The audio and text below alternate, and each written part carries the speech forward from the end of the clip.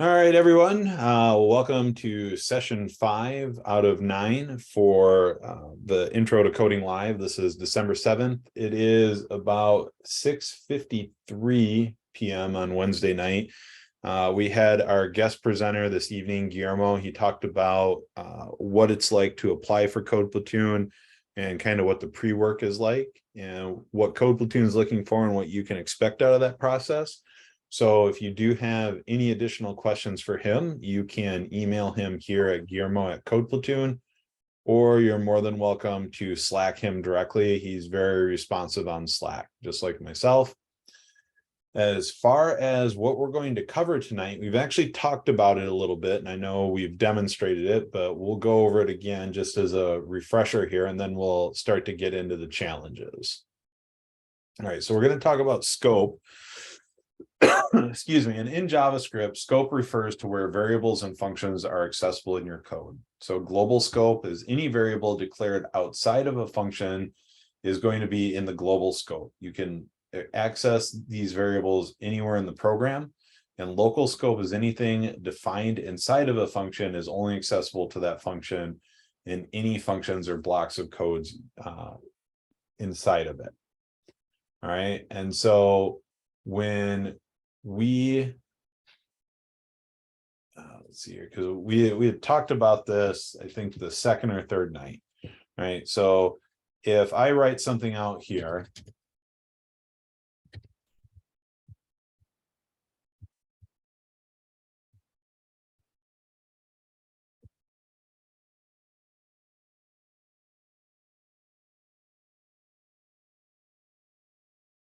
right, this is at the global scope. So I'm outside, I'm at the very top level of my file. I'm not inside a function, I'm not inside of a for loop, anything like that, right? And so if I console.log global scope, all right, I can run it. And same thing here, if I create a new function,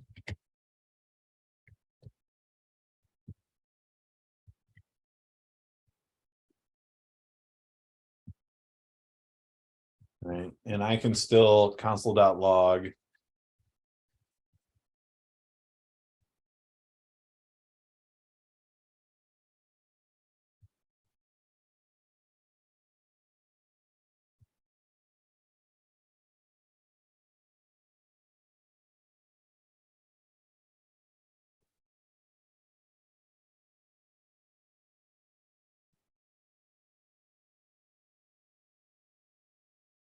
nope, did not call my function.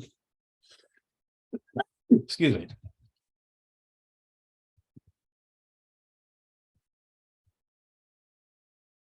There we go. So inside my local scope function, I can still see things at the global scope. Global scope, you can access me from anywhere, right? So here's my first console.log at the global scope, and then here's me accessing it from inside my function. Now, if I take something and I say, let local scope, say,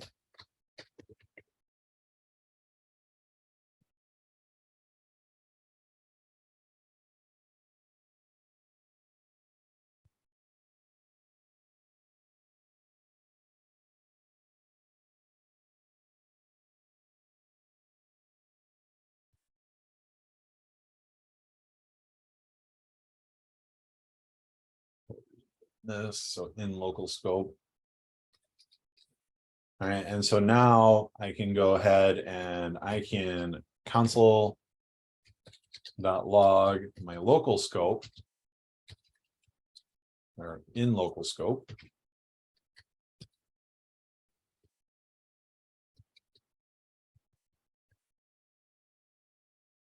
And so now when I run the function, I get my global scope, looking at global scope.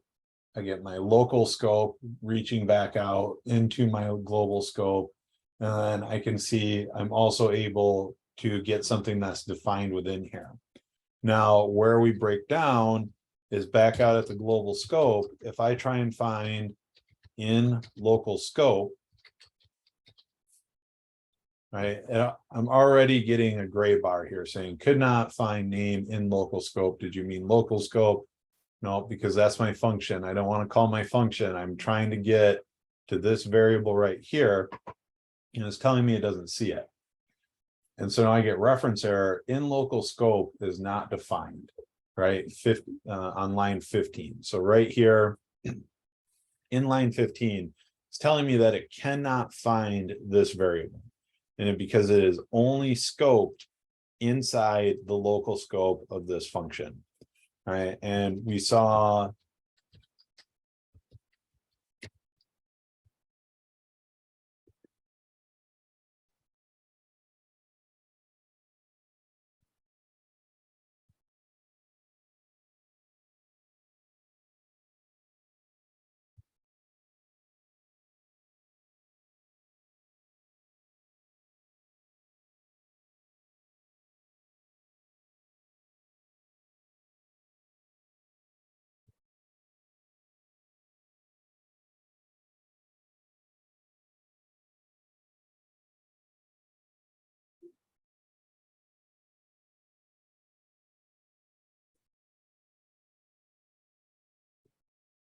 right, and so we know we can't do that. We also ran into it when we took a look at our for loop, right? So like when we do for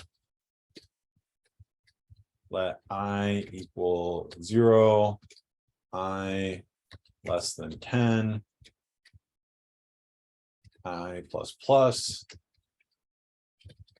console.log I, right? So this is within the local scope of this for loop. So I'm inside the for loop, I'm inside the local scope of it. I hit the run button, right? There's me accessing I and sending it to the console. Same thing, if I try and do console.log I outside of the for loop,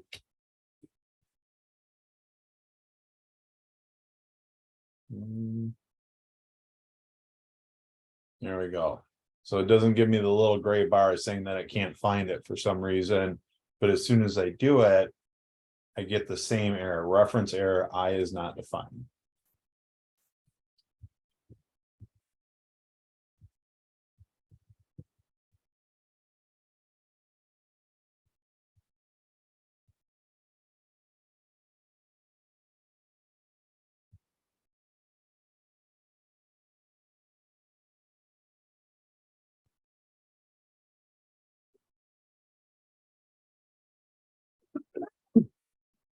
All right. So any questions about scope?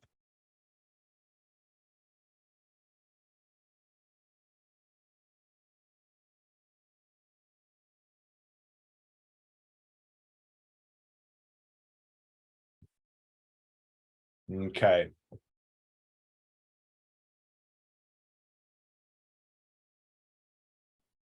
All right. So global scope, local scope, pretty much what we just talked about. Hoisting. So don't worry about hoisting. If you're writing good code, like you don't, it won't really play into what you've got going on. And past that, hoisting works when you're working with var, which we don't really work with as much anymore. And there's some additional issues when you try and do it with letter const. So hoisting is a JavaScript mechanism where variables and function declarations are moved to the top of their scope before code execution. All right. So what that's saying is that if you do console.log name and then you do var name Tom, right? Like you'll get undefined. And then if you do it a second time, you'll get Tom. And when you do it with a var, right? So let me just do it here real quick. So if we say console.log name, we say var name Charles, right? So there's our undefined. And so what it's saying is it's taking this part of it and actually cramming it all the way up to the very top up here like this behind the scenes. And then this turns into this, right? And then we console.log name a second time, right? So we get an undefined and then we get a Charles. And same thing here. If I take this out,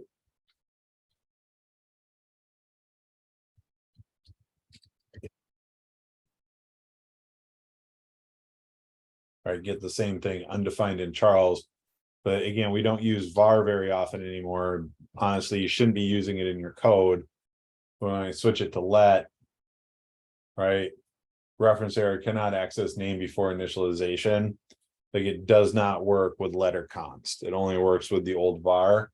So I wouldn't concern yourself too much with hoisting because you shouldn't be writing var in your code anymore. You should always be using letter const.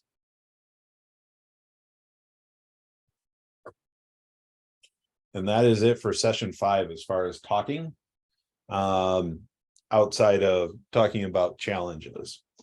So were there any questions about, again, like the global scope, local scope, hoisting? Global scope and local scope are fairly self-explanatory, and the error messages really help you figure out what's going on with those.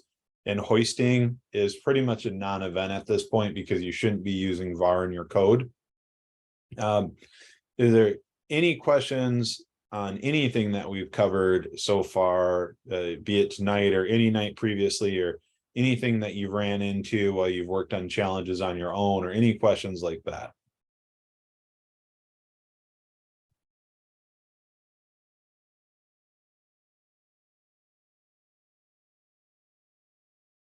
And this is Mo, by the way.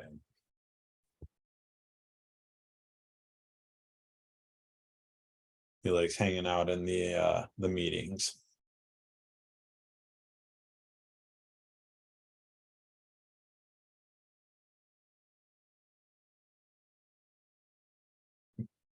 So, all right. So if, okay, back of the line still has you.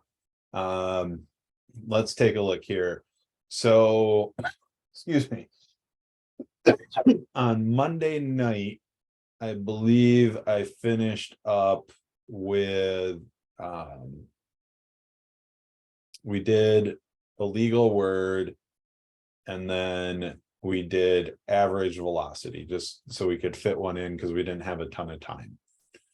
Has anyone besides Demond taken a stab at back of the line on their own yet?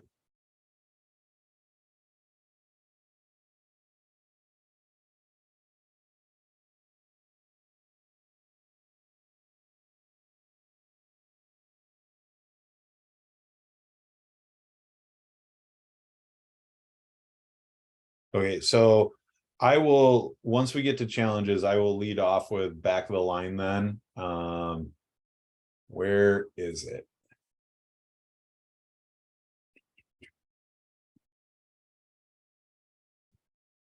Okay, so it's all the way down here. So yeah, arrays and loops. So yeah, this one is going to be one of the more challenging ones. I will throw it out there, and then we can come back and maybe we'll take a look at FizzBuzz. We'll split up and do FizzBuzz in groups and then come back and solve it together.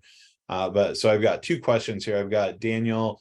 Are there any keywords or specific terms that will help us get better at understanding error messages? So not specifically so there are keywords because you are going, like, every time you do something, you're going to get if you do the same thing wrong, you're going to get the same error message, right? And so, like, if I run this and I'm outside, I'm in the incorrect scope, right? So this is telling me cannot access name before initialization, right? So this is telling me that I am trying to access it before I initialize it, right? So the simple fix for this is that this needs to go above this, right? And every time I do this, like this can change, right? So I can change name to hamburger, right? And it's the same problem. And I get the same error message. It says reference error, cannot access hamburger before initialization, right? So like reference error, cannot access before initialization. And this is a good tip for when you are trying to Google something, is generally take out whatever the specific part of this is. So the specific part is hamburger. And like, I'm just going to delete this, right? Because everyone else is going to have their own variables in there. But so like, if I just Google this, right, the cannot access before initialization reference error occurs in JavaScript when you try to access a variable before it is declared with letter const and initialized in the same scope to fix, right? And so, I mean, all of this is like, this is telling me exactly what's going on, right? In more and less stereo instruction, more plain English. And so it's the same thing with all of them. So like, you're going to, the more you do this, the more you're going to see these repeat. And it was the same thing like when I was outside of scope here. So if I fix this one, oops.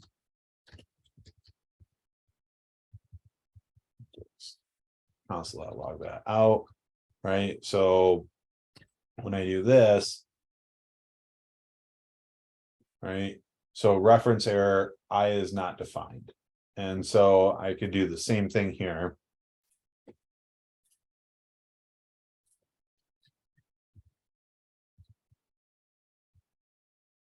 Right, uncaught reference error, blank is not defined.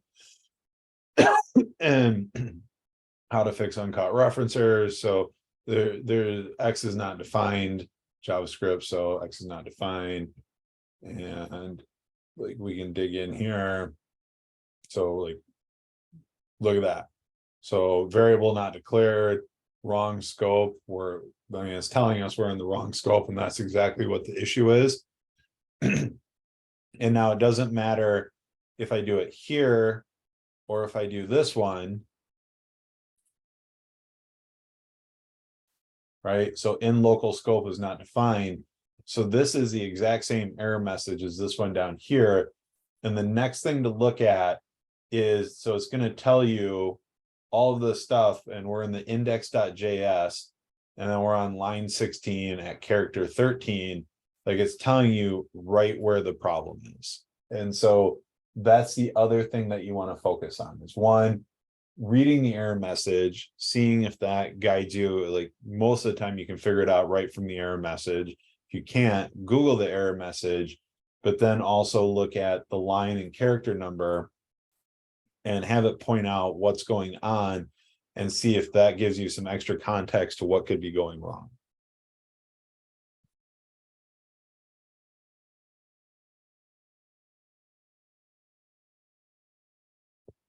Okay.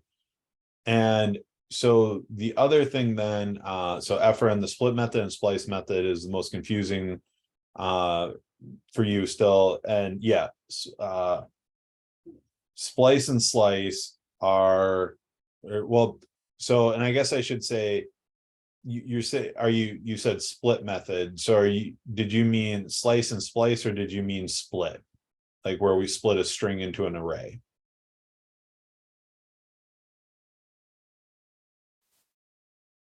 Split. Okay, so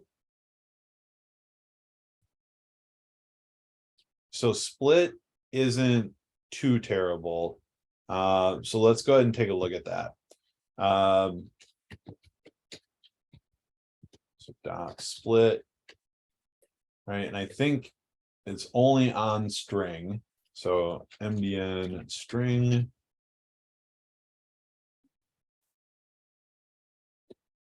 Right, so we scroll down here, they're in alphabetical order. We've got split, right? So the split method takes a pattern and divides a string into an ordered list of substrings. So an ordered list of substrings, and then puts them in arrays, literally just saying that it will take these in order, however you slice it up, and then pop them into an array. And so if we look at this specifically, I'll just grab this right here.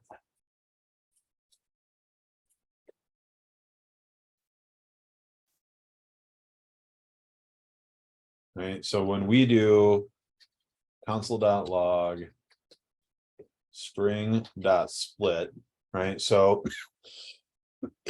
it gives us a hint here. So like as soon as we put the function call on it, like splitter is going to be a symbol that we give it, string, limit number, all the different options in there. An object that can split a string into substrings using the specified separator and return them as an array. Right, so basically it's saying put a separator in here, and if you don't put anything in here, right, you get the entire string as one element inside the array. So it's still in square brackets, it's still inside an array. If we give it something, we will split on that, right? So I'm just giving it a space. So what that is in turn doing is every time we see a space, it is going to split whatever comes next into the next element until it runs into another space. Right, so now I have a like an array, and each word in my sentence, so in each space, it's telling me basically take whatever that chunk is and make it its own element in the array. And if I give it an empty string, what that is going to do is it is going to give me every single character, no matter what it is going to get its own place in the array. Right, and so even the spaces are getting their own element in the array. And you could do it on letters, right? So there's a couple of H's in here. Right, so we split on the H's in here so they don't end up in here because we're using them as the separator. Right, but and so like you can literally do anything you want to in here, but the most common is like if you want every word in a string basically to be its own element, then you do it with a space. If you do it with just an empty string, you'll get every letter. Right, and it returns the array. So if we look at string again, right, we didn't actually mutate string because strings are immutable. So there's our string still. So we actually have to save this to some sort of a variable, right? So we can say let r of string equals string.split. And now we can console.log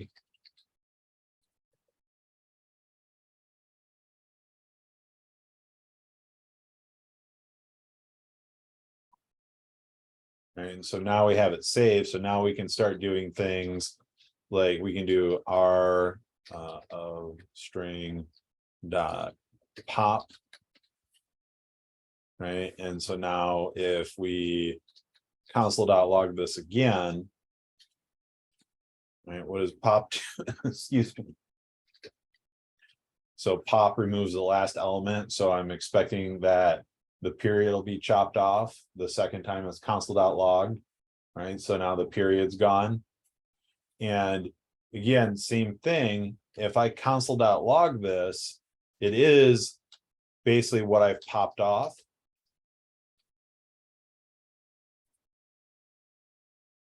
Oops. I missed do that. There we go. All right, so there is line 37. There's my period. But again, if I do not save this character to a variable, like it is removed and is gone for forever. So then again, when I pop something off, I would want to save it to a variable so that I can then use it to maybe do something like add it back on to the front of the array or manipulate it somehow. right? Like if I wanted to remove all of the spaces, right? Or like all of the characters, or let's say instead of just writing something that like sends every letter to uppercase or every letter to lowercase, right? Like, and we want to make the first letter of every word uppercase only, right? Like then I have a reason to basically like split this into an array of each word being its own element, and then I can write a loop that goes through and grabs only the first letter and moves it into uppercase and then puts it back, right? And like goes through and like loops through each word, or make it SpongeBob case or something like that, where every other letter is capital. And so that's like what split is used for, because we can't go into a string itself and mutate it. Like it'll yell at us if we try and do that. Okay, thank you. Yep. And then as far as splice, so let's go ahead and take a look at, and there is a splice and a slice on actually there's a slice. I don't think there's a splice on string. There's substring, but on array itself we do have slice and splice, right? And so remember, slice is, it returns a shallow copy with a portion of an array, right? And then splice will take a excuse me,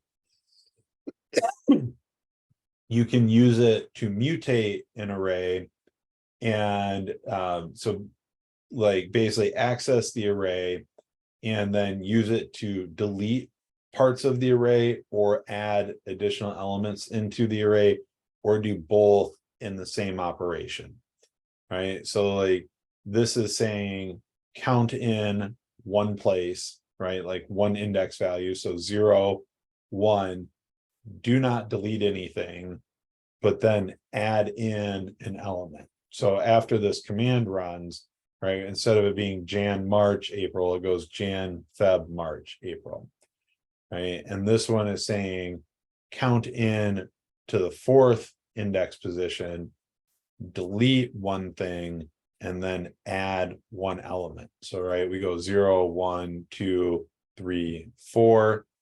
We delete 1, so June gets deleted, and then we insert the element here, May, and this is what we end up with at the end of this operation. And so when we see it, like we can just give it a start, so we can just tell it to count, and then it doesn't do anything. And again, it doesn't do anything, so there's no reason to do this, like no practical reason to do it, but you can do it.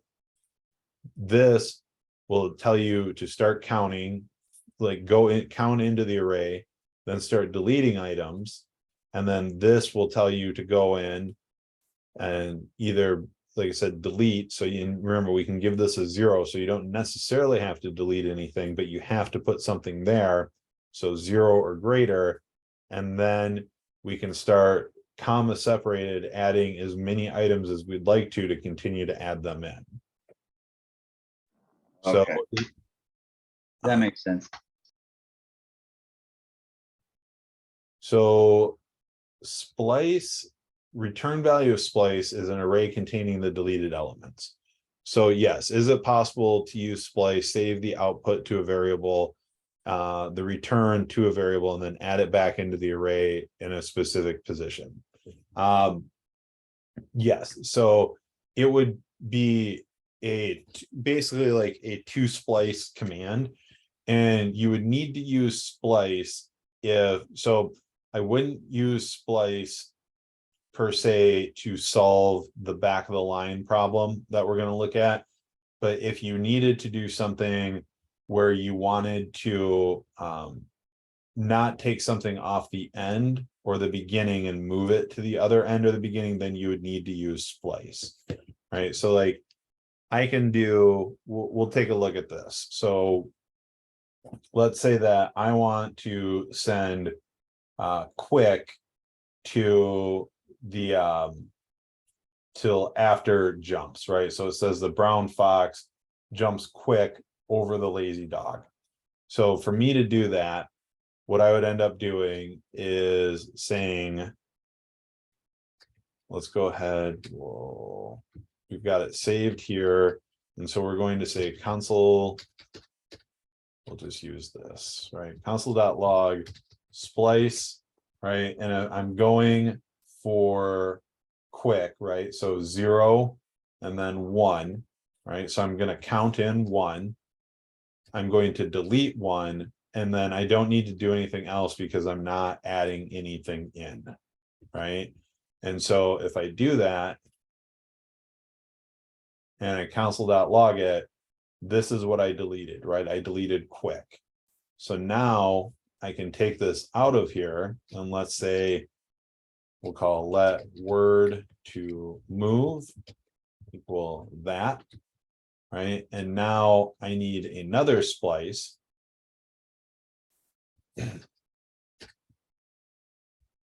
Right, and let's go ahead and console.log. Well, actually, I can just console.log this again here.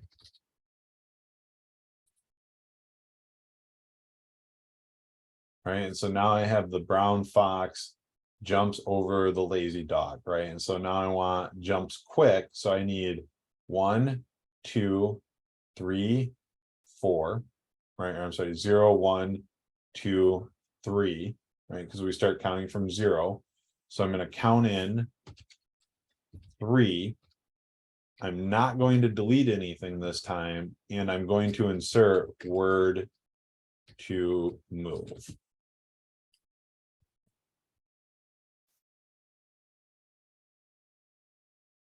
Whoops. Oh, it's because I am console.logging this and I didn't remove anything.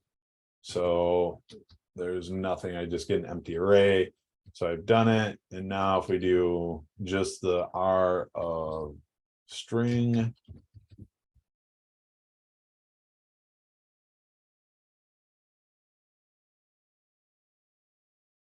so again, it's because it's in an array. Do this. And I can see that I'm in the wrong place, so I need to count one more. So the brown fox quick jumps over, right? So I missed by 1. So let's bump this up 1. Right? So the brown fox jumps quick over the lazy dog, right? So that's what I was shooting for. So, and you can't do it with just one splice. It took me multiple splices to accomplish this, but it can be done. And because this is so, like, this is fairly involved, and it needs to be involved because we're pulling things out of the middle and moving them to other parts of the middle. That's where like it gets tricky and we have to use splice. Like if I was just trying to add quick to the end instead of this splice with all of this extra stuff in it, like I could just do I believe it's push, we'll add it to the end, and in the beginning it would be unshift, I believe is the command. And those are just built-ins that take one thing instead of doing so I think shift takes it off, unshift puts it on, but I could be getting that wrong.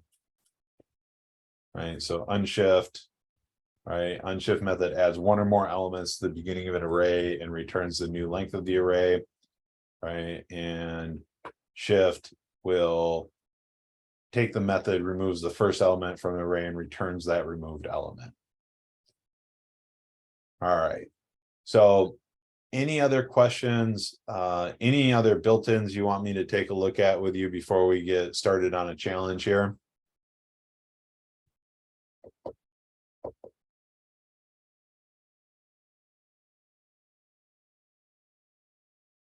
Okay, so let me go ahead and get this one pulled up then.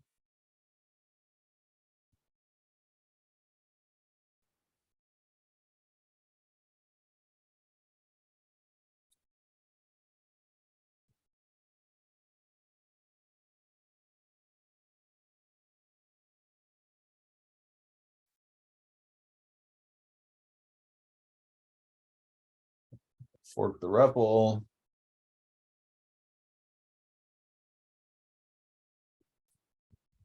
And throw our prep in there. Let's grab some instructions.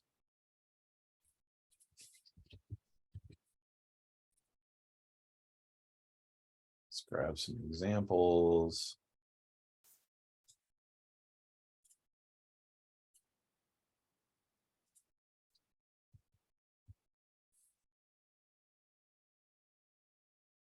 All right, excellent. So let's write a function that takes in two arguments, an array of names and a number, either negative or positive. The number represents how many positions the name in the array should move. The expected output is the R of names with the names in their new positions. All right, so I've got two arguments. An array of names and the number, so an array of names which is an array of strings and the number of positions to adjust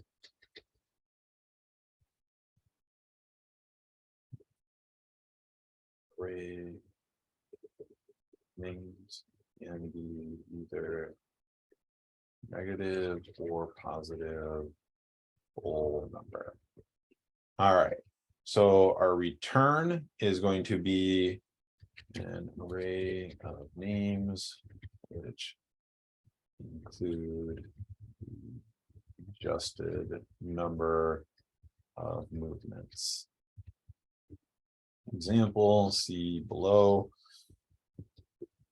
All right, so there's going to be quite a bit of pseudocoding here.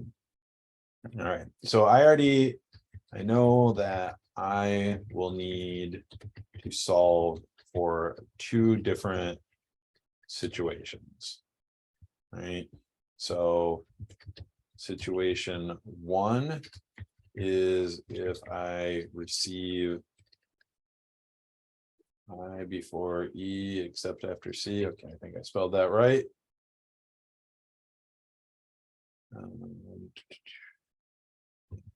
Positive number. So if I receive a positive number, let's go ahead and take a look here. So I've got Kyle, Stacy, Tina, Kanisha, and Greg. And if I get a movement of 2, that means that my new list should be Kanisha, Greg, Kyle, and Stacy. Right. And so, and then Tina. So if we get a positive number, right, we are taking Greg off the front, or I'm sorry, off the back, and moving him to the front of the array.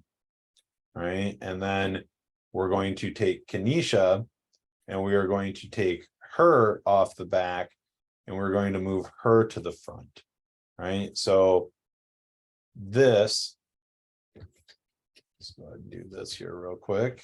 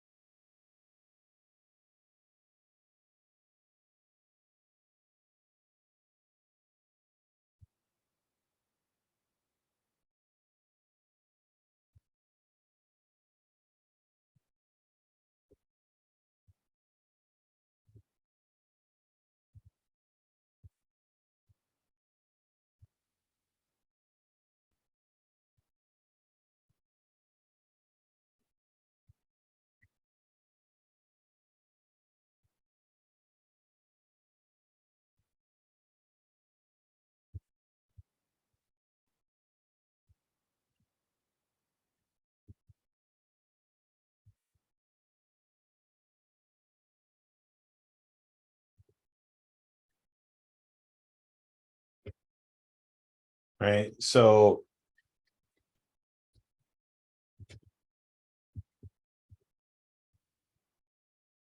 so this is the array that I get passed in my first time through. I've got to take Greg off the back, put him on the front. And then my second time through, I've got to take Kenesha off the back and put her in the front. Right. And so now the exact opposite is going to happen if I get a negative number.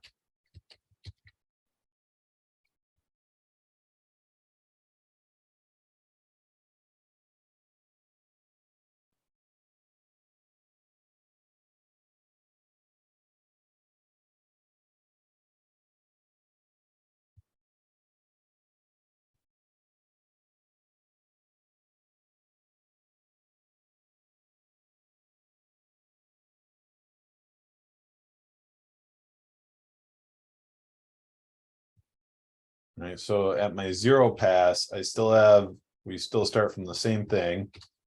But now I'm going to take Kyle and I'm going to remove him from the front. And I'm going to add him to the back of the line. All right, so I should have Stacy, Tina, Kenesha, Greg, and Kyle, right? And that's what we see here in our pre-written example. Is everyone following me so far? Okay, cool. So I know this one, and again, like we're jumping down over some of the ones in here. But honestly, some of these are pretty easy. Some of these are a little more difficult than this one. But this is where we're at. So I've got a pretty good idea of what I want to do in each case, right? So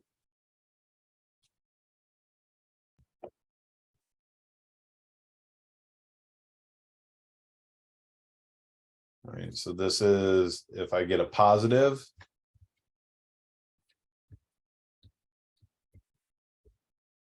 So let's go ahead, and we're already kind of over here, right? So shift method removes the first element from an array and returns that element, right? And I'm looking at, I need to take a name off the back of the list and then add it to the front. So I don't think shift is what I'm looking for quite yet, right? So let's go ahead and take a look at pop. So the pop method removes the last element from the array and returns that element, right? So to me, that sounds like a good deal. We need to take the last element off the array. I can use .pop to remove the last element, right? And then we look at push, that adds one or more elements to the end of the array and returns the new length, right? So we don't want that for the end quite yet. So let's go ahead and take a look at unshift, right? The unshift method adds one or more elements to the beginning of the array. All right, so let's go ahead and do that then. All right, so I can use unshift to add the prompt name to the front of the array. All right. Now, situation 2 is if I receive a negative number, right? And same thing here. I will need to take the name off the front and add it to the back.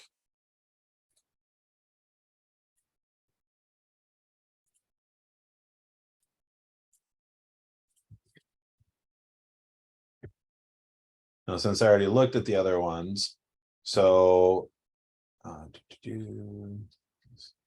goes in, that goes in, that goes in. I can use the .shift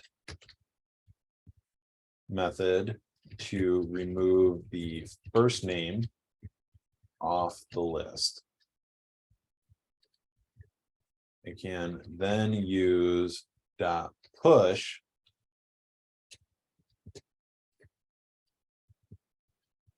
to add the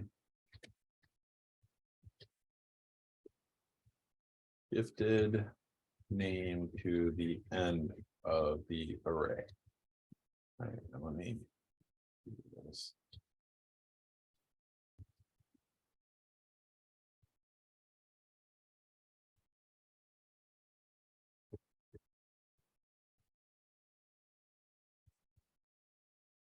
We'll keep our terminology. Then, so I will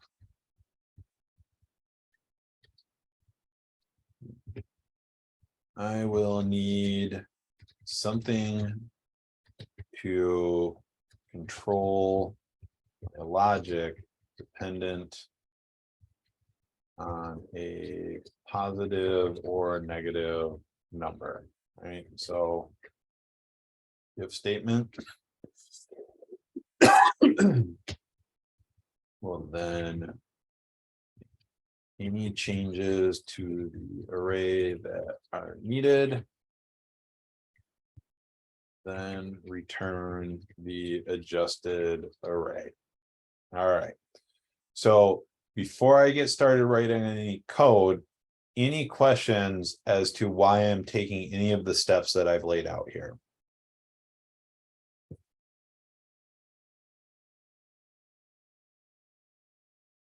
Okay. All right. So what's the very first thing that I do in here? After I've written all my prep work, what am I going to do before I start writing any serious code? Yep. Console.log. All right. So console.log R of names.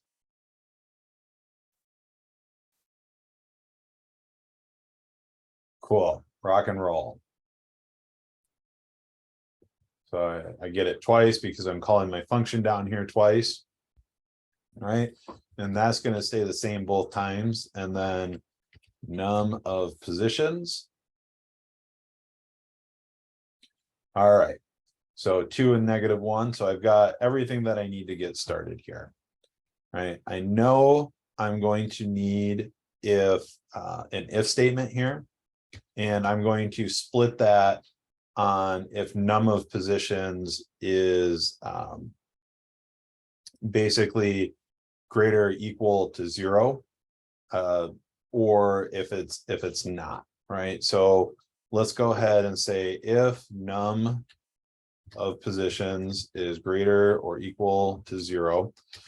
And I could technically write extra logic here to exclude 0, but because when nothing happens, well, here, so there's such a thing as a guard clause, and this isn't anything you need to know to get into Code Platoon, but this is actually a way that we save resources and increase performance, right? So if I get a 0 in here, so if I say if num of positions is equal to 0, right, I'm just going to return R of names, right? Because I don't need to do anything else with it, right? Like it's not moving forward, it's not moving backwards. I don't need to send it in to do all the calculations, run it through anything else. First thing, if I get a 0, I basically just say I'm done, like ship the return, don't worry about anything else, right? Because that's a non-event for me. So now I can say this. Basically, if it's greater than 0, we're going to do this, and then I can do a and because we're going to return, like we'll punch out. So let's go ahead and take a look in here. So we'll say console.log. And I'll just put a plus sign in here for right now, right? So we've got one positive number, one negative number. So when I run this time, I should only see this pop up once, right? And I do, I only get the one time. So I know I've isolated my positive case here. And so let's go ahead and say R console.log, and we'll say R of names. And then we are going to, so when we have a positive number, right, we want to pop off the last element in the array. So we can say R of names pop. And let's go ahead and run it. So when we get Greg, and Greg is the last name in our array.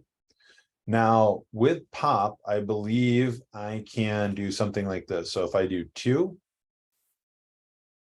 right? Nope. So pop, can I take off more than one with pop or no?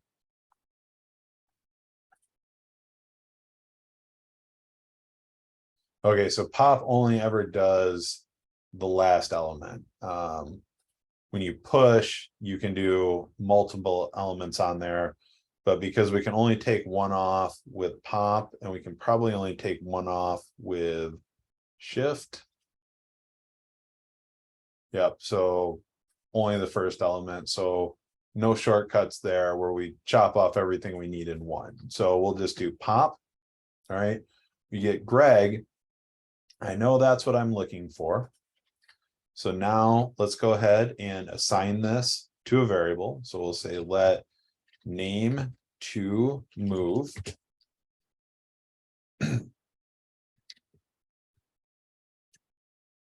Right, and then we can say, how do we add it back in? So we need to, I can use shift to, I'm sorry, I can use unshift to add the pop name to the front of the array. Now, when we do the pop, so we did the R of names dot pop, and now we'll do the same thing down here. We're going to do R of names, and we're going to do what was it again? Unshift. And inside here, we're going to give it name to move. All right, so let's go ahead and take a look here at this now. We will console.log R of names. All right, so now we've got Greg. Right, so now we did this one time. How am I going to do this multiple times? How do we iterate? We need a counter, but what do we use a counter inside of? Yep, a while loop or a for loop. All right, and I'm going to do this as a for loop. So we can say for let I equal num of positions. I is greater than 0. I minus minus.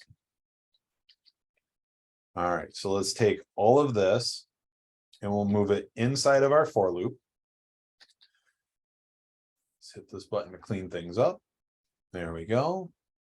And so let's go ahead and run this again and see what happens. All right, so because my console.log is inside of my for loop, every time I run my for loop, it's going to come in, it's going to do this, it's going to do this, and then it's going to do this. So we'll see it progress, right? Like if I change this to a 3, right, we'll see it happen 3 times. We only need it for the 2 times. So I'll change this back to a 2. Run it again. And so the first pass through, we took Greg off the end, and then we added him to the front, and then we console.logged it. The second time through, we took Kenesha off the end, we added her to the front, and then we console.logged it again. And this looks an awful lot like this. So this tells me I think we're good. All right. Now, this is 1/2 of how we solve this problem. The other part is going to be basically, how do we treat this if we do it as a negative, right? And so now we can say else if, or if else in JavaScript, I believe. I never get it right. Like I said, been doing this for a few years now, and I still have to go back and look up which one comes first.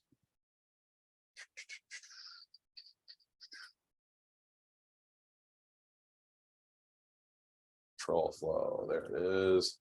All right, so else if. So I had it right the first time.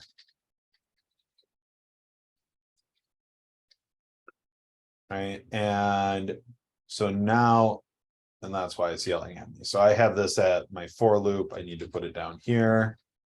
Then it stops yelling. We do this. We can say else if num of positions is less than 0. Oops. Right, and now same thing here. I don't need to console.log this anymore up here. All right, and I'm just going to get rid of this one here for a second. And so let's go ahead and console.log it down here, and let's make sure that we're getting what we think. Again, we should get this one time. All right, so there's my negative case. All right. So now I need to take care of the negative side of this. And if I receive a negative number, I can use .shift to remove the first name off of the array. So let's go ahead and do R of names .shift, and let's see what that looks like. I get Kyle. So Kyle is the first name on there, right? So I don't need to console.log it anymore. I can pull this out of here. And let's say let name to move equals this. It's going to declare, but the value is never read. And again, same thing. Notice how we are within the scope, the local scope of our different parts of our if statement, where if we were at the global scope, because I already have let name to move here, I wouldn't be able to do it a second time here. But because each one of these has their own individual local scope, I can use the same name so that it basically looks the same, or makes the code look more similar. So when you read it, it makes it a little easier to tell what's going on. All right, so we've got that. And now we've got our, let me do this, our names, and to add it to the end, right, we're going to use a .push. And we have to give it the name to add on, right? And so let's go ahead and take a look at this now. Oh, so that gives me the, sorry. Take this out of the console. Console.log R of names. All right, so now we see Stacy, Tina, Kenesha, Greg, and Kyle. Down here, our example, we get the same thing. All right, so that looks good to me for saving the negative portion of it. And so from there, I'm done with this part. I'm done with my, or I'm sorry, I still need to move this into a for loop as well, so I can do the exact same thing. Right, so for let I equal num of positions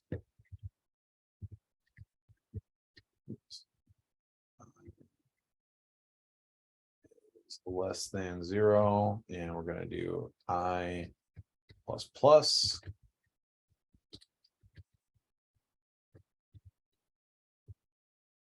That in. So and we'll go ahead and return our R of names. Right, and we can grab this.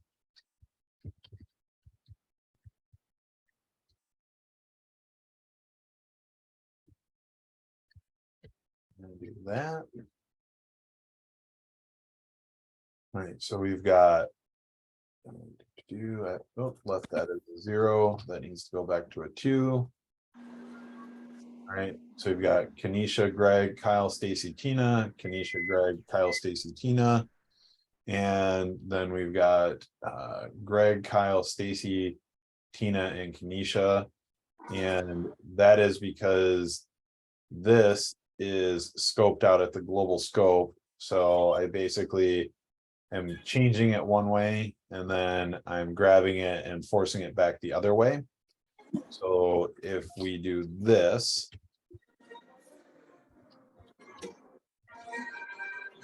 oh, I think somebody accidentally got unmuted.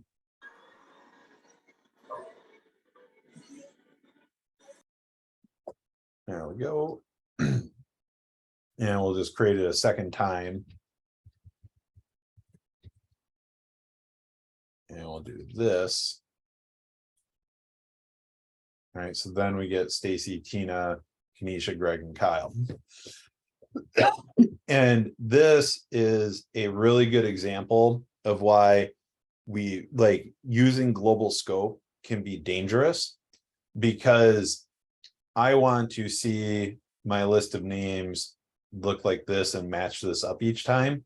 But each time I run this on something that's in the global scope, the changes become permanent, right? So if I change this back to R of names for both of them, right, and I comment this out.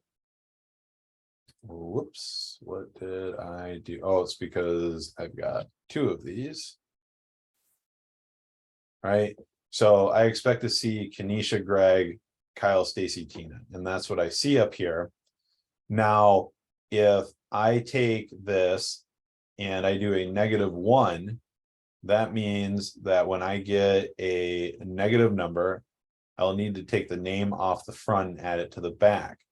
So I'm taking off Greg from the very back and moving it to the front. Then I'm taking off Kanisha from the very back and moving it to the front. And then when I run this a second time, because those changes are permanent for that execution, I'm then taking Kanisha and moving her back to the back of the line, right? And so I take 2 steps this way, and then I take 1 step back this way. And that's why it looks different than the example. And so if we do this, we're basically just giving it a clean copy to start from for each of them, right? And if I ran this 10 times, all with just R of names, each time I did it, it would be changing it over and over and over again. All right, so this one is definitely bigger than any of the other challenges we've handled so far. We had some conditional logic, basically handling an if or else if statement. I used a little guard clause up here. I mean, we don't need this up here. It still works the same way, right? So I can get rid of it. And so if it's greater than 0, it's going to do this. If it's less than 0, it's going to do this. And if we have 0 in here, it's basically just going to fall through to the return R of names, right? So like when we hit it, we still get the same answers. Everything still works. We did 2 for loops, right? 1 for each side of our conditional logic. And then we also use some built-ins on an array to make permanent mutations to an array. All right, so again, a lot to this one as far as like what we've handled so far in class, but any questions on why I did anything the way I did it?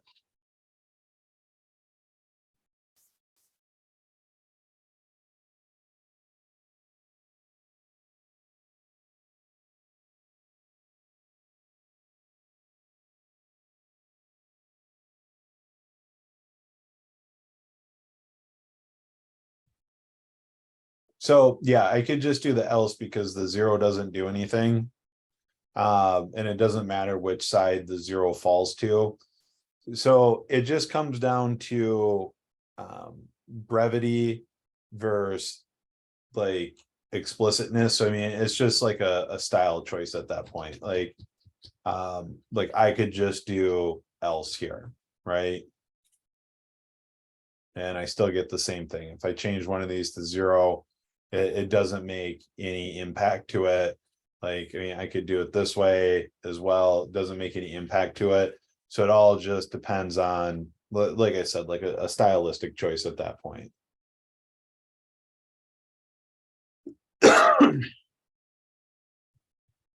Yeah, wait till we get to employee data. Like I said, that the first time I tried to tackle that one live in front of class, and I had never, like I said, these problems didn't exist when I went through Code Platoon. So I had no exposure to them up until like I started teaching them. And the first time I taught class, which luckily wasn't recorded, I thought I was gonna like have to breathe into a paper bag because I got beat up so bad by employee data. And now I know it forward and backwards, and it's not a big deal. But yeah, as we get to the bottom of the list, like these will start to ramp up a little bit in complexity. So it is 8 o'clock. Do you want me to continue to lead additional challenges, or would you like to break into a group again?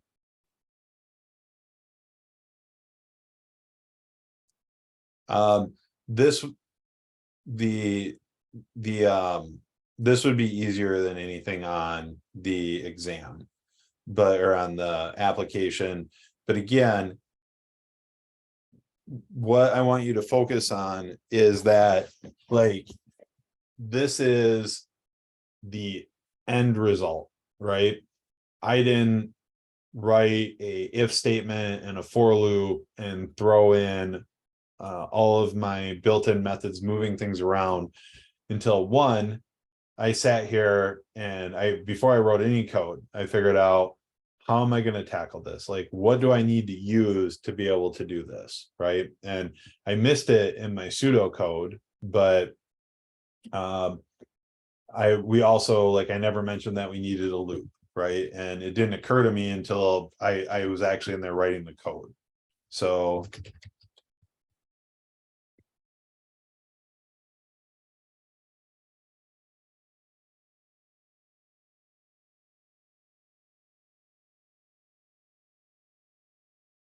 what is that? Right. And so that's the completed pseudocode. So I thought about it, and then I solved, how am I going to do it one time? Right? Like, how do I just get it to work right one time for one side of the problem? And then I iterate through it, and then I start tackling the other side of it, right? So like, and you can go into these problems unorganized and they get a lot more difficult. But if we, like, again, methodical, like we plan these things out, we do the prep steps, we pseudocode to the best of our ability, and we should definitely be able to handle these three without a doubt, right? Like, because I mean, most of the time it's telling us, right, it's going to take 2 arguments. I can see here that I'm getting 2 arguments. I can see that one argument is an array with strings in it, and that my second argument is a number, right? And it says it in plain English up here as well. And so all we're doing is we're taking the useful bits out of the instructions and and organizing them so that we can refer back to them. I know that I need to return an array of names, which is going to include the number of the adjusted number of movements, right?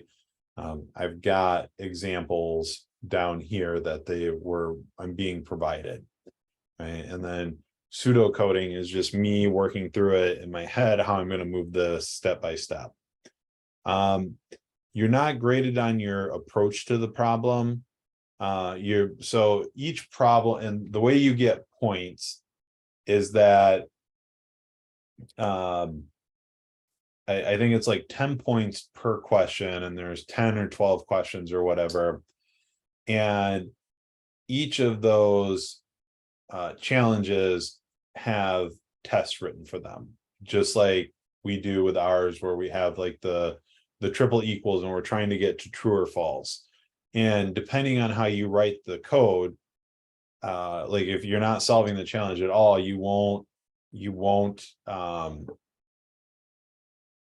turn any of those tests from failing to passing. And if you do okay with the code, you'll turn a certain amount of them. And if you write the code completely corrected or completely correct, then you'll turn all of the tests and you'll get all of the points for it. Right. And a way to think about that, and like a really good example, is the like the SpaceX countdown. Right. So let me pull that one back up here real quick.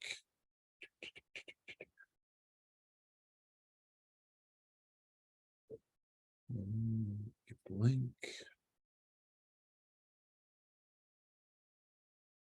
There we go. All right. So for instance, right, like, and again, it doesn't ask for it, but if we put in here like in our instruction that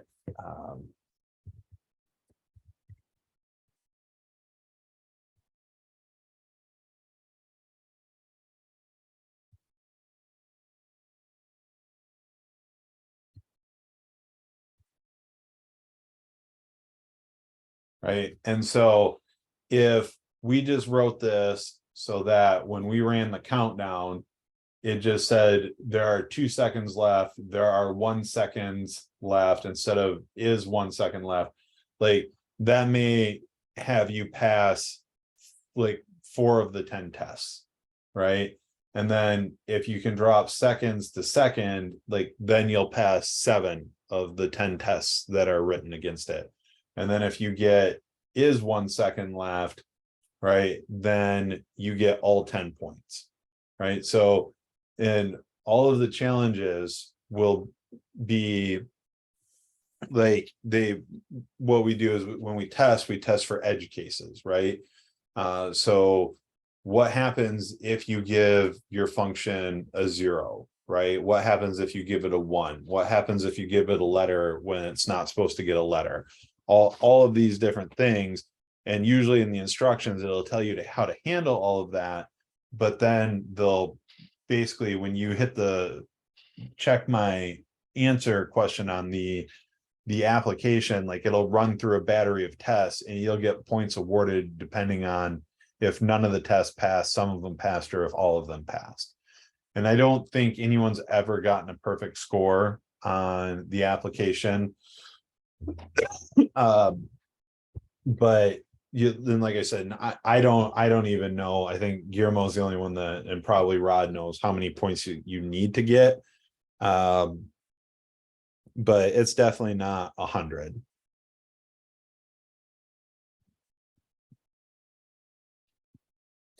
So like I said, you can go start the application now and go look at all the problems, right? Like you can actually go look at the problems right now. So and get an idea of it. And like number 12 is a nightmare.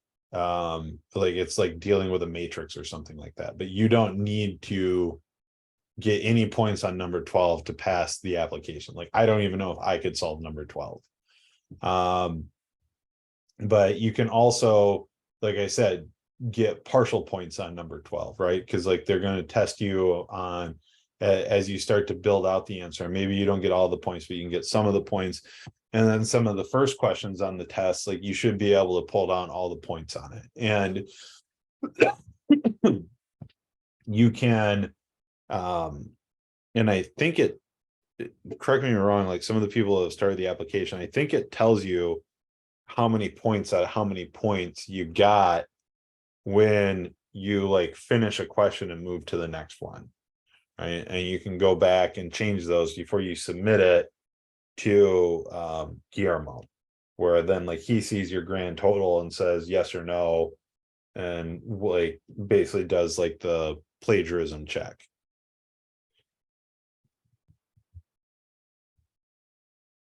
Okay, right. So like Leo, I think he's already been accepted, so he's already passed the application.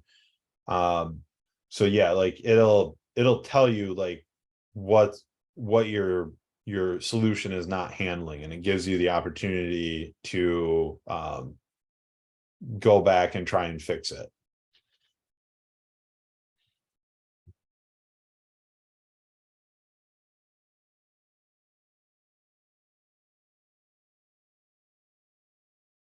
Yeah, I'm not sure with that, Ephraim, but again, like Guillermo would be the authority on that.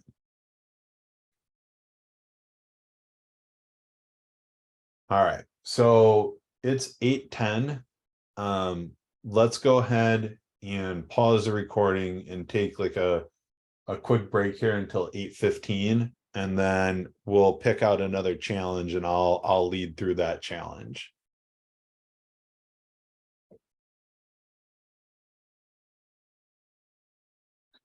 All right, so let's go ahead and take a look at our list here.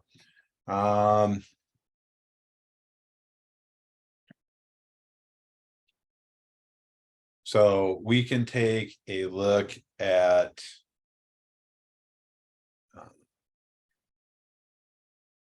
let's take a look at what's your grade and see if that's something we want to do in class.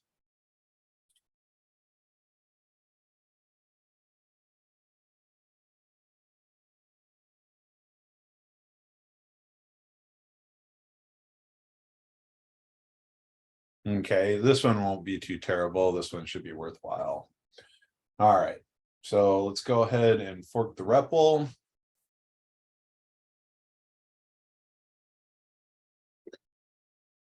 Let me grab my starting stuff here.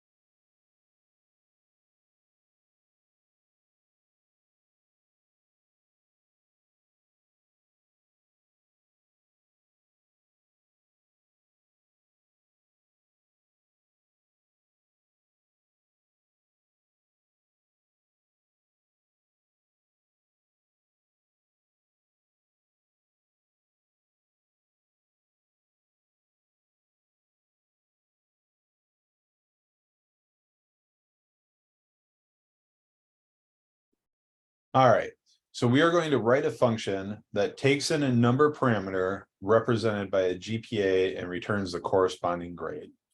All right, so as far as parameters, I am got one parameter, which is going to be my GPA. And so that is going to be a number or float that I will need to convert to a letter grade. All right, and I'm going to return a string that is the corresponding letter grade. Okay, examples, we'll say see below. All right, so we've got a couple of things here. So we've got 4, 3, 2, 1.09. What are some building blocks here? Like, what are some data structures? What are some,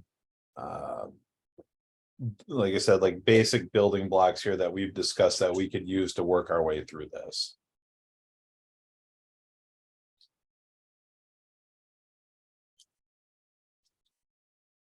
Anyone got any suggestions on that? It won't be only whole numbers because we can see this last one down here, 0.9 is an F.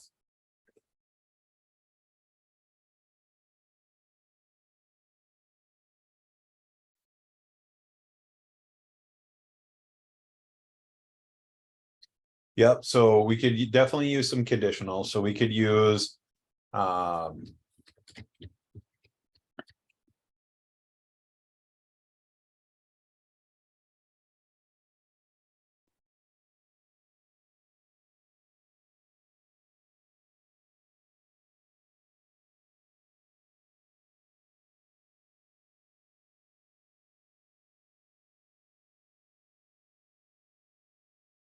so I don't think we'll need any type of looping in this because we're only doing it one time each time we call it, right? Now, if we were to say like, hey, give it an array of grades, right? Like now we would need a loop so that we could go through and assign a corresponding grade for each one, right? So like this is good for each individual student, but if we wanted to take this to the next level, then we could say like, hey, I want to be able to dump in a whole class at one time and know what everyone's grade is.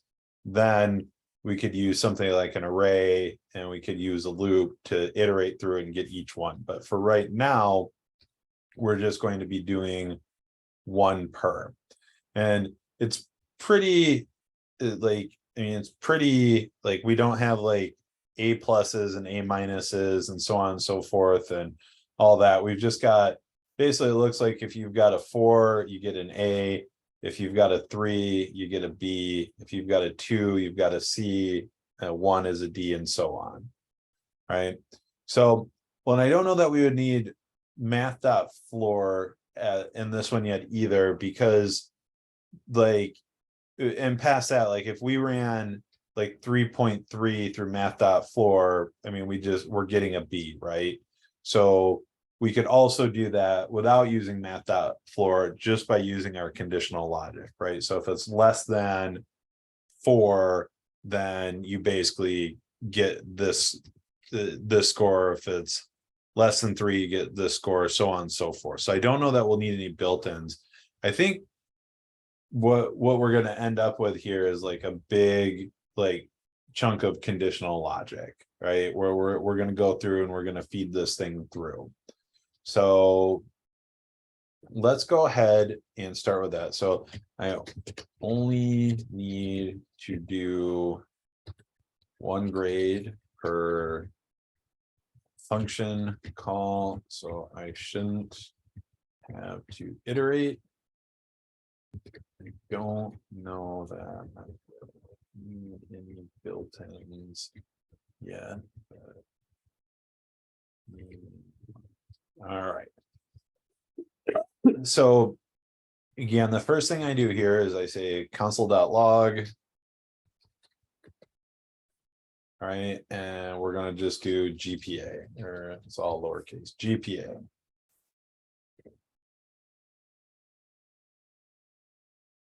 All right, so 432109, right? Yeah, and so we could do this, and again, also thought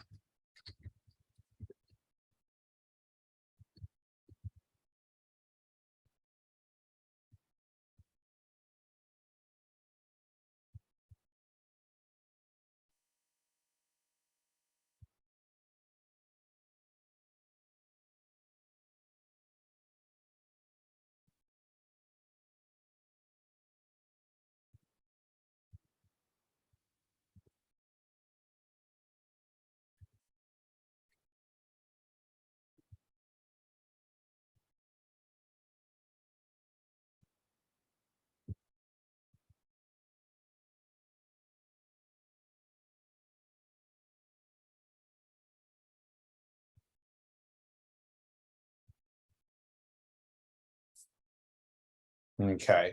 So if we're So again, there's always different ways to do it here. So we know we're getting this. So let's go ahead and take a look at our conditional. So if we say if GPA is triple equal to 4, right? We can return A as a string. Right, so if I run this, I should just get 1A and then nothing else. And actually, I should also say that I'm going to need to do this.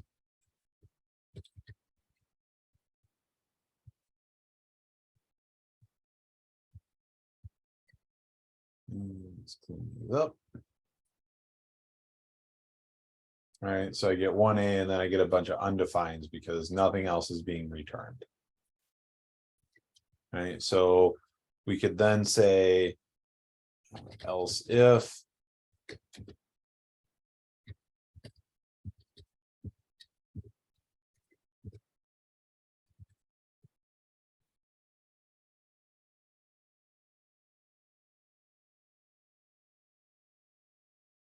and now if we do it, getting an A and a B and 3 undefineds.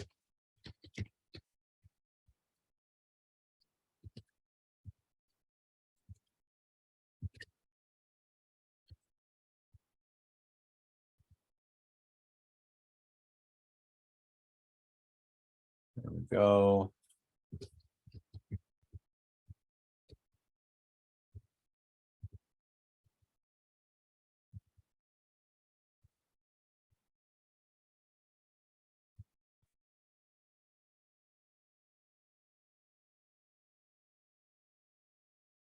And now, if we were only ever going to get one of these 5 numbers, we could just return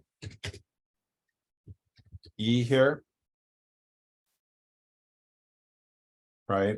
And so this is one of those things where, and like, this is a great one that we can continue to build out a little bit and kind of talk about how the application scoring works, where you get the like maybe get partial credit. So let's say that all of these pass, right? So right now all of these are passing. And I'm sorry, this is a D, this should be an F. Right? So what happens if someone gets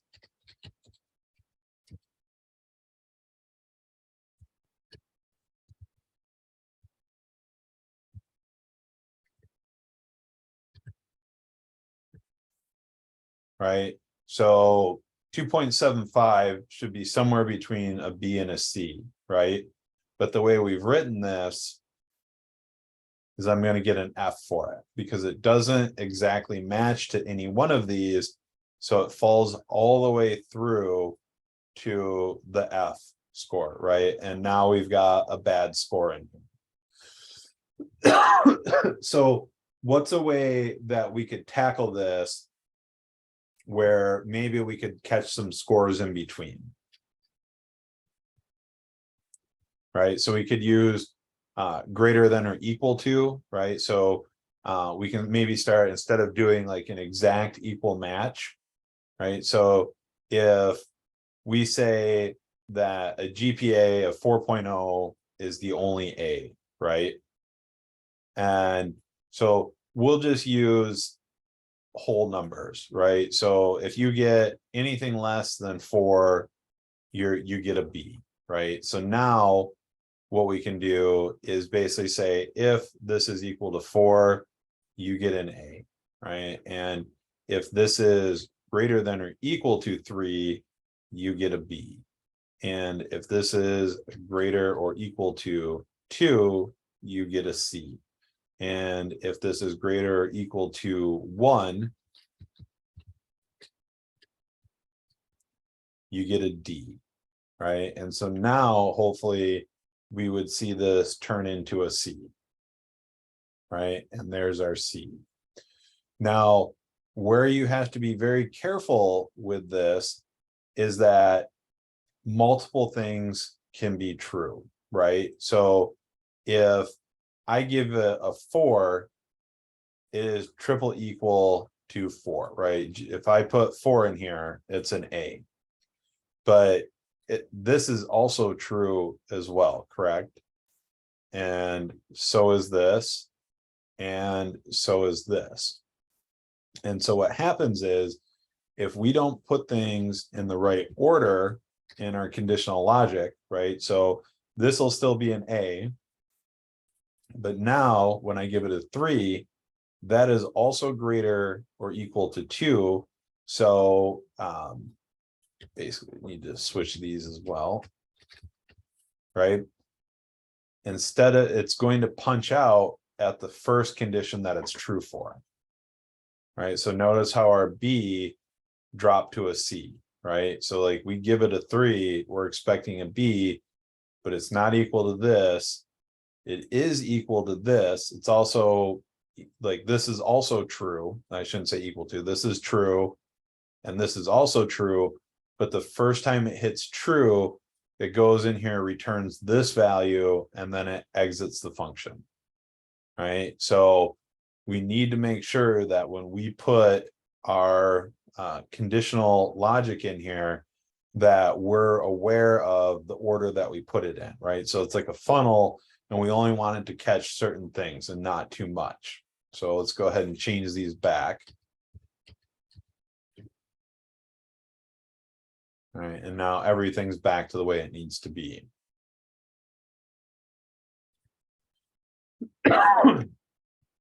Does this make sense to everyone?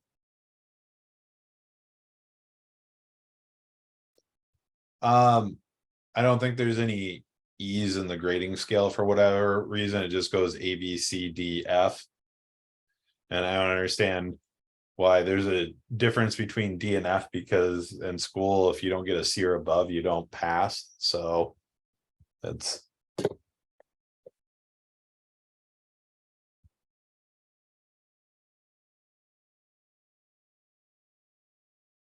So for Moya, how come the F, it works? Wouldn't it be else return F?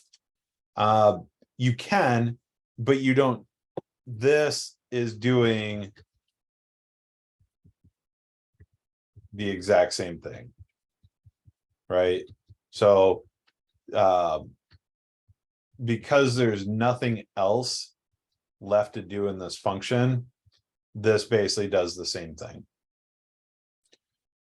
And so for David, we are essentially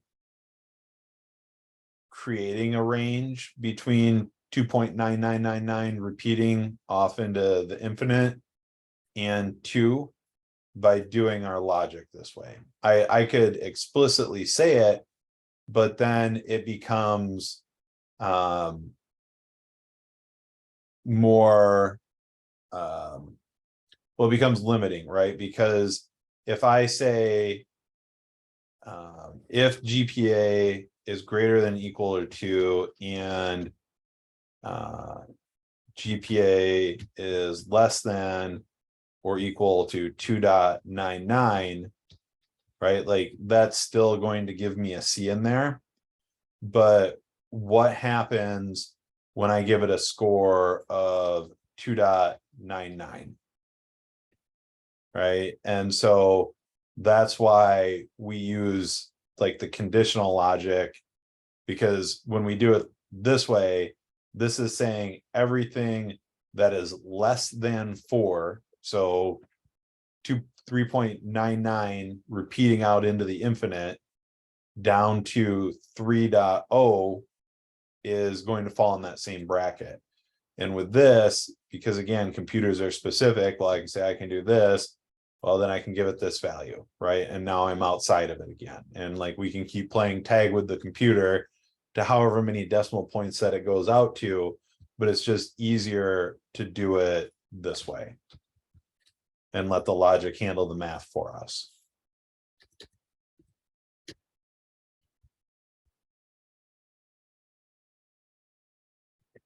Any other questions on how I tackled this one?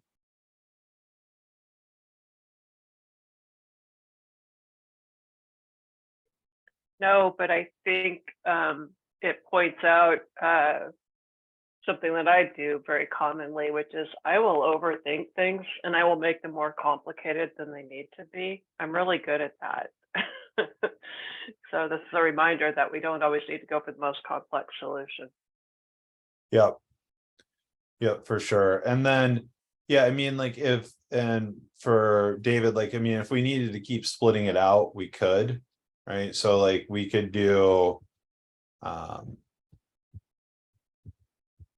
else if GPA greater or equal to 3.5.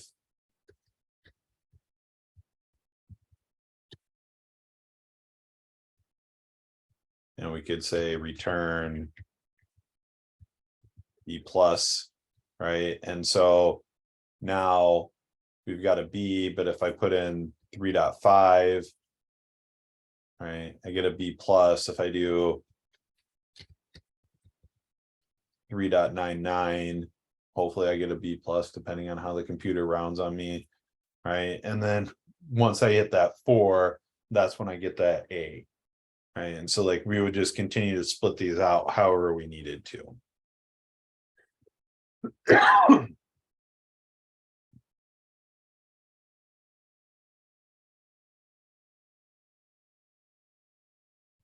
All right. So that is the what's your grade one. Any other questions on this one?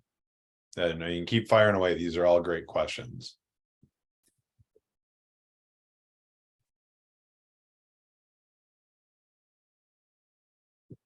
Okay, I will pull up another one here. We've got about 20 minutes left for the evening.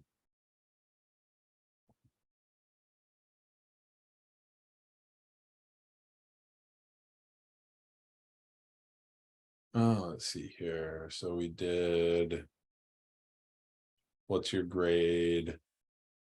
FizzBuzz we're going to do tomorrow, and I'm going to have everyone take a crack at it before I go over it in class. So you feel free to look at this tonight or tomorrow, but I'll give everyone time to pair off into groups for class tomorrow on this one.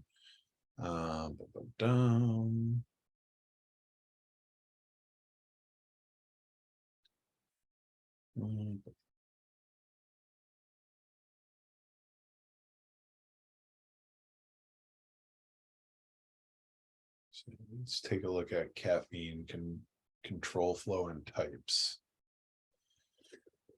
All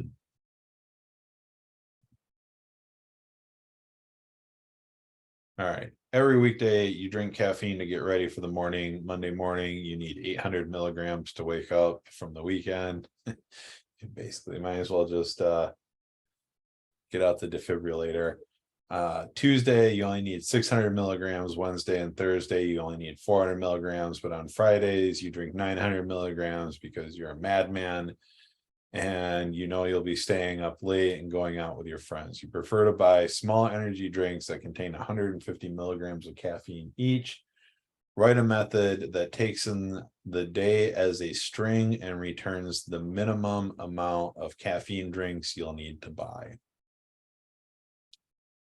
That sounds like a good one. All right, so let's go ahead and fork this one.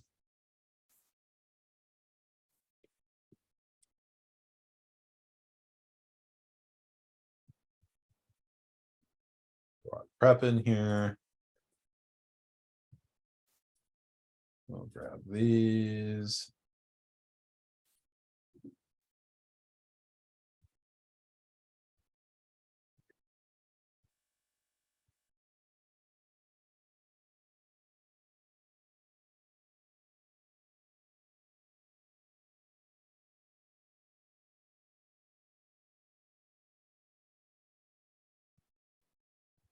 All right.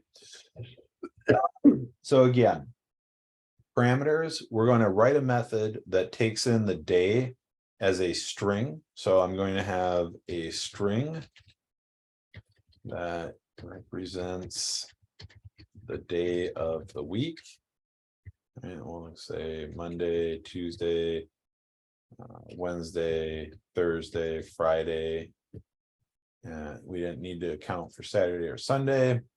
And then we need to return the number of full energy drinks we would need to buy to meet our caffeine requirement.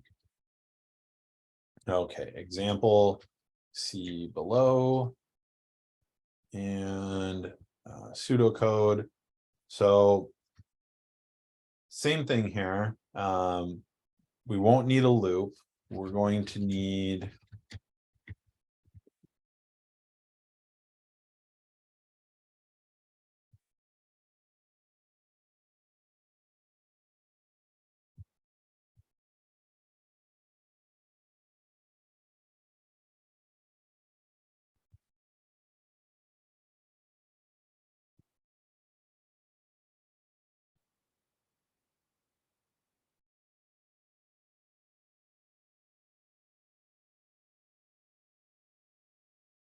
okay, and that's pretty much well, and I should say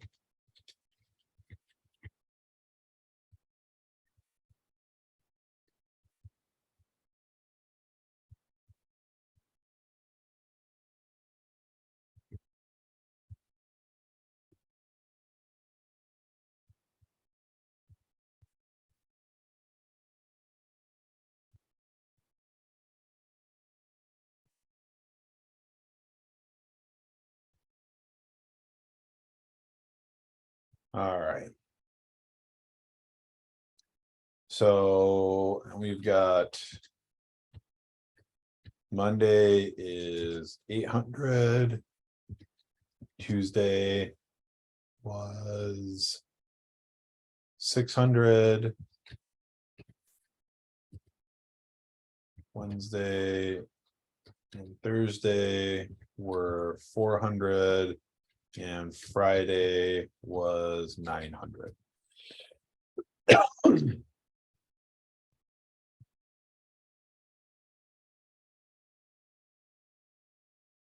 see here. All right. So has anyone ever heard of a case statement? Or sometimes they get called a switch statement. A case statement in SQL I've used. Or switch statement in JavaScript. I always. Yeah, I had to, yeah, it clicked earlier this afternoon when I was looking, but yeah. Okay, so this is basically like a big if else statement. If this happens, do this. If else, do this. If else, do this. And then we give it a default value. Now, there's a couple of things in here, and it's just another way to do it. And it's a little bit cleaner because you don't have to keep writing else if and then giving it a condition, then else if giving a condition. But I will solve it both ways here, but we'll solve it. I'll solve it with an if else statement first, and then I'll refactor my, all right, this is else if statement, and then replace it with a switch statement. So let's go ahead and say if day is triple equal to string m, and let's go ahead and do something like this. So we could say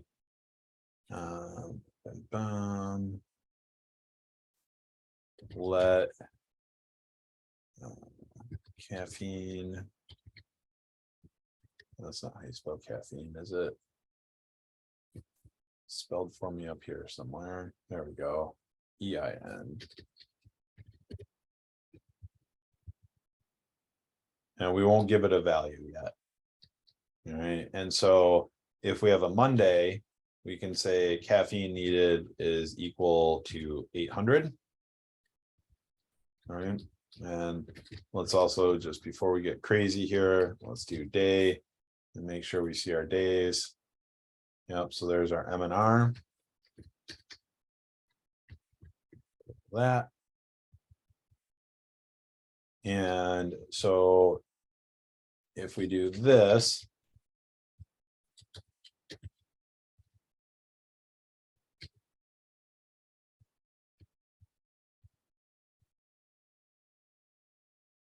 right, we should get an 800 and an undefined. Right, and so we can say else if day is equal to Tuesday.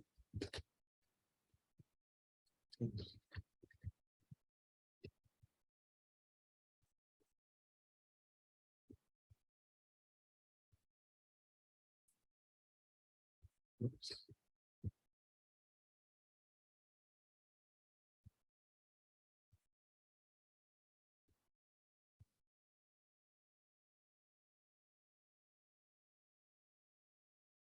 And what is the double pipes? What am I doing here?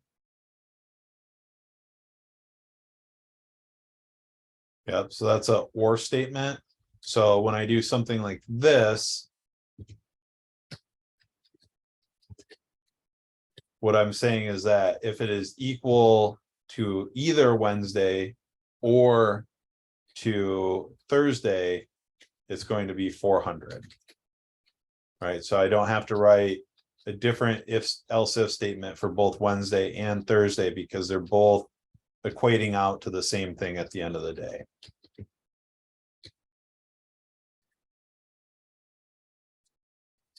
Right, and so we've covered all the other days, so we could say, right, because we're only worried about the weekdays, right? Monday through Friday.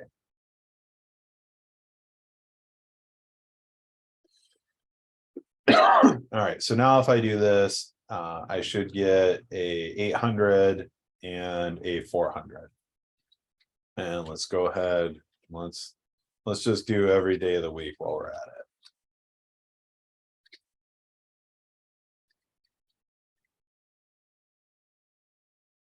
All right, make sure our logic's good. So again, 800, a 600, a 400, a 400, and a 900.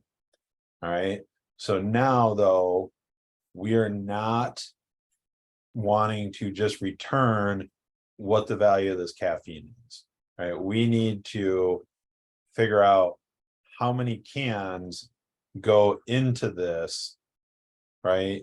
And if, for instance, right, so like if we do 400, I need 3 cans, even though that totals out to 450 milligrams of caffeine.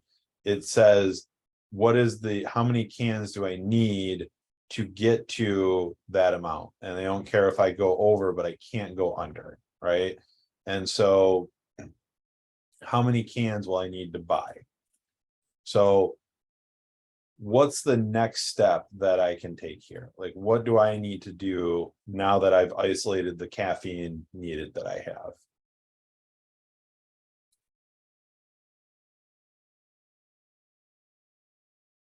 Okay, so divide by 150. So let's take a look at that and let's see what happens. All right, so I get 5.33, I get 4, I get 2.66, 2.66, and I get 6. And this should be 4 because that's 600. And then this one should be 6 as well because it's 900. All right, so it looks like some of these, so right, like, so 600, I can buy 4 150 milligram cans. I'm good there. For 900, I can buy 6 150 milligram cans, but I can't buy 5 1/3 cans. So let's take a look at how do I round up a number in JavaScript.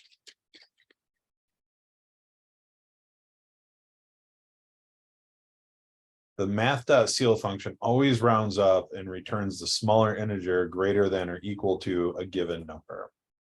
Right, so math.seal.95 gives me 1, 4 gives me 4, 7.004 gives me 8, and negative 7.04 gives me negative 7. We're not worried about negative numbers. So let's go ahead and check that out and see what happens here. So let's go ahead and wrap this. All right, and we can say math.seal, seal. All right, 6, 4, 3, 3, 6. This looks a lot better.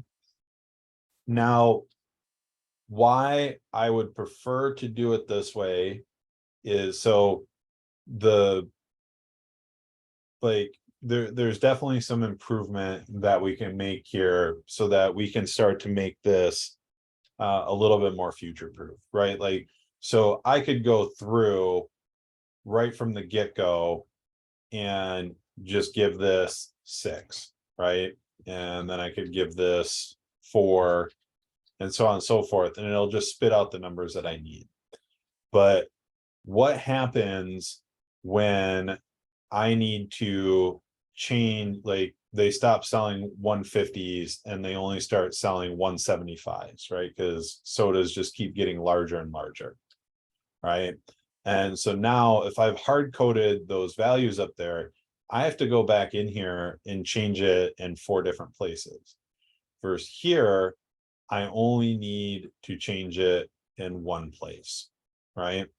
And now if I wrote this into like a little application and compiled the code and I gave it to my friend who's a caffeine addict and he doesn't see this code and he just hits this buttons and it changes, I need to change it myself, right? Like he has to give me back the code or I have to update my code and I have to change this number in here for him.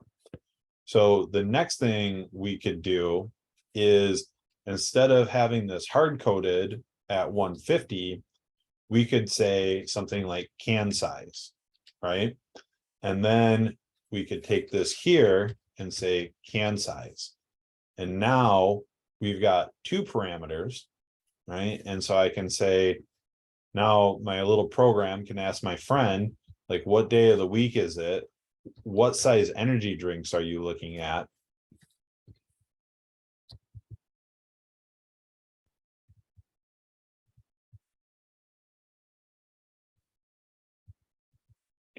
Right? And then now on the fly, we can calculate exactly how many cans we need without having to go back and change our program. Right? Yeah. Or the Dunkin' triple extra large that they don't have on the menu. Right? And so there's little things we can do when we're writing these that we can basically make it so that we're asking for a little bit more information from our user, but we don't have to go back and change our program every time something changes. Okay. So this would be a good solution, right? And even past that, like we could get rid of like by day. I mean, that you need X amount of caffeine every day, so on and so forth. And so like this is like a slightly better way to handle this problem, but again, past what they're asking us to do. Now, this I would say is a solution. And so let me just go ahead and comment this out here real quick. And let's go ahead and take a look at how we would solve this with a switch statement. Really, actually, you know what? We'll leave it because it's 8:56, but I will lead off tomorrow before we kick in class. I will to do please.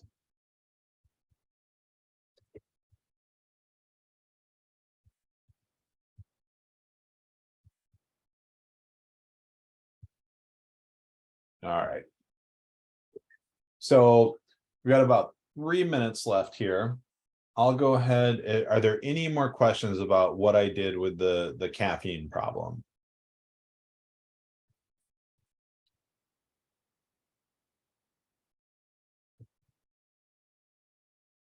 Okay, so I'm gonna go ahead and stop the recording.